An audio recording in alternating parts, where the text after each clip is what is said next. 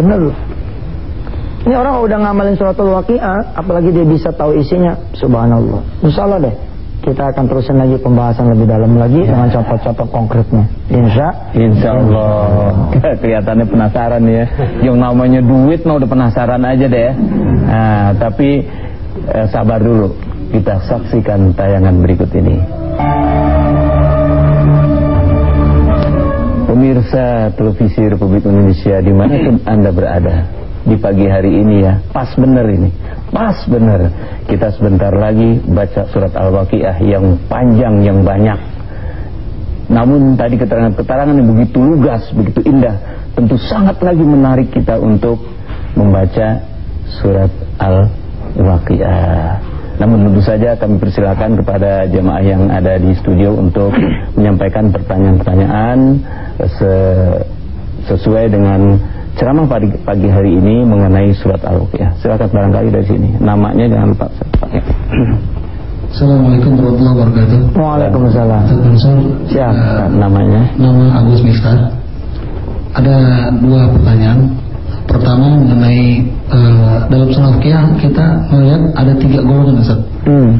Tadi ada ashabul maimanati ma, ada ashabul masy'amah dan as-sabiqun. Mohon Ustaz dijelaskan, kalau yang tengah ini jelas masuk neraka kan? Tapi yang dua ini, yang maimanah dan as-sabiqun, sebagian ada masuk surga dan sebagian ada masuk neraka. Dan pertanyaan kedua, ada satu ayat di sini bukan apa bihadzal hadits antum mudhinun. Ustaz, ini betapa zaman sekarang ini kita lihat Al-Quran yang memang mukjizat Allah yang turunnya masih ada sekarang ini, orang masih menyepelekan membaca setiap hari. Demikian Ustaz. Assalamualaikum warahmatullahi wabarakatuh. Waalaikumsalam warahmatullahi wabarakatuh. Ya, yang lain dulu coba. Silakan Ibu sini. Ini di sini kalau belum ada yang tengah. Assalamualaikum warahmatullahi wabarakatuh. Waalaikumsalam warahmatullahi wabarakatuh. Nama saya Hajah Wati Ohad. Ingin bertanya kepada Ustadz Mansur. Begini Ustadz, bagaimana kami sesudah sholat tahajud membaca surat Al-Waqiah, yang mana hadiahnya itu saya niatkan untuk anak-anak dengan niat ada hajat yang kami minta. Bagaimana hukumnya? Apakah itu salah apa tidak? Karena saya membaca, saya hadiahkan untuk anak-anak. Iya. Dan sudah, assalamualaikum warahmatullahi wabarakatuh. Waalaikumsalam warahmatullahi wabarakatuh. Baik ya. Bismillahirrahmanirrahim. Ya, jadi ada golongan-golongan yang disebut oleh Allah Subhanahu wa taala dalam surah Al-Waqiah. Nah, ini juga yang menjadi penyebab dari kenapa orang-orang yang ngamalin surah Al-Waqiah ini bisa jadi orang yang kaya. Sebab memang jalan yang dia tempuh harus jalan orang-orang yang selamat. Harus golongan ashabul yamin. Jadi isinya surah Al-Waqiah itu malah surga dan neraka gitu. Bahkan dia tidak bicara secara implisit tentang rezeki, bicara tentang dosa, ya, tentang keadaan-keadaan mereka-mereka yang melawan Allah, menantang Allah, dan keadaan orang-orang yang kemudian dekat sama Allah.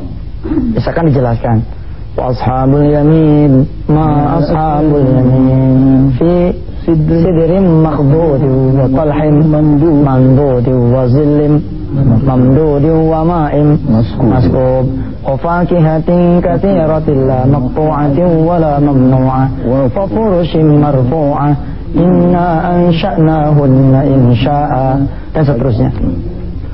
Isinya tuh orang kalau ashabul yamin ini kebahagiaan terus. Makanya kita harus jadi ashabul yamin.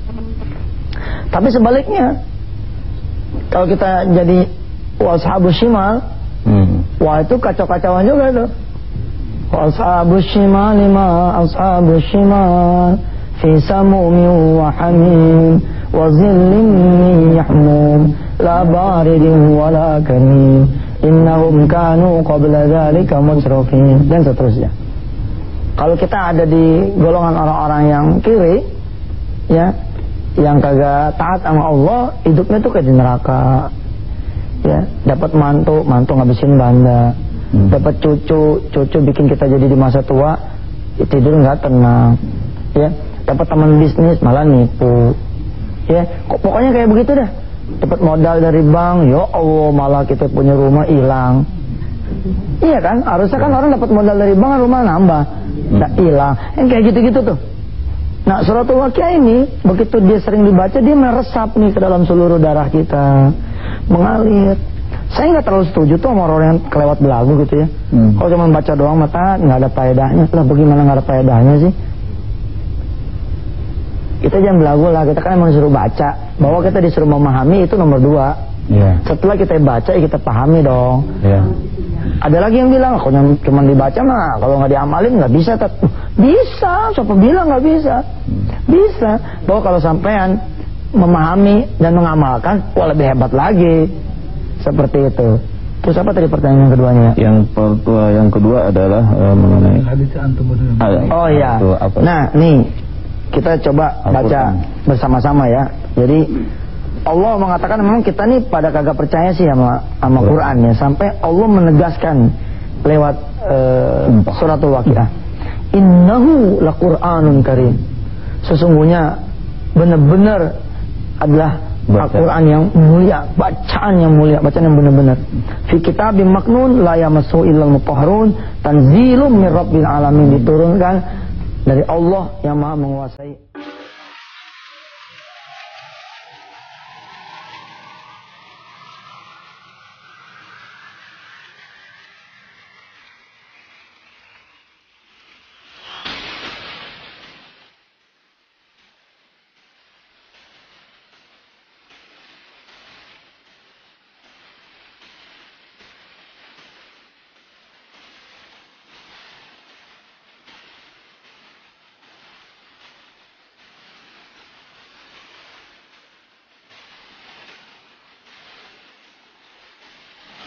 Berita yang disampaikan oleh Allah, kejadian-kejadian yang kemudian diperlihatkan kepada kita, wahyu-wahyu yang dibacakan kepada kita, ya kitab suci yang diturunkan kepada kita, kemudian kita menolak.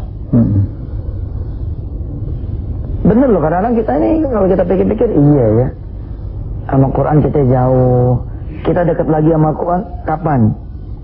Dekat lagi sama Quran itu kalau kita susah, ada yang meninggal, seakan-akan Quran tuh temennya kuburan gitu. Ya. Padahal coba ketika orang mau kerja dia baca Waqiah, itu kan seperti sholat duha. Dia bertauhid dengan tauhidnya suratul Waqiah ini, bahwa yang memberikan rezeki bukan kerjaan tapi Allah. Ketika ibu-ibu ya pada punya anak pengen ujian, pengen sekolah, pengen keluar negeri, pengen ngurusin anak ini kuliah segala macam, butuh duit, siapa yang ibu cari? Belum tentu Allah loh. Bisa jadi yang ibu cari siapa? Gadean, betul. Coba kalau kita cari Allah, kapan anak kita mau kuliah? September 2009. Baik, sekarang masih bulan apa nih? Masih ada waktu nih. Tembak Waqiah tuh, dak terus. Kalaupun anak nanti nggak kuliah, pokoknya Allah berikan yang terbaik buat anak kita gitu. Orang-orang yang pada mau ngedak rumahnya, mau renovasi dia punya rumah, apa yang dicari Allah? Diriadohin dulu nih, dikencengin dulu nih riadonya. Nah ini yang saya bilang bahwa segala sesuatu tuh ini ada pakaiannya. Nah hidup ini untuk rezeki ada pakaiannya. Salah satunya adalah suratul Waqiah. Betul-betul, subhanallah. Apalagi ya kalau kemudian ibu-ibu bisa barengin sama yang namanya sedekah.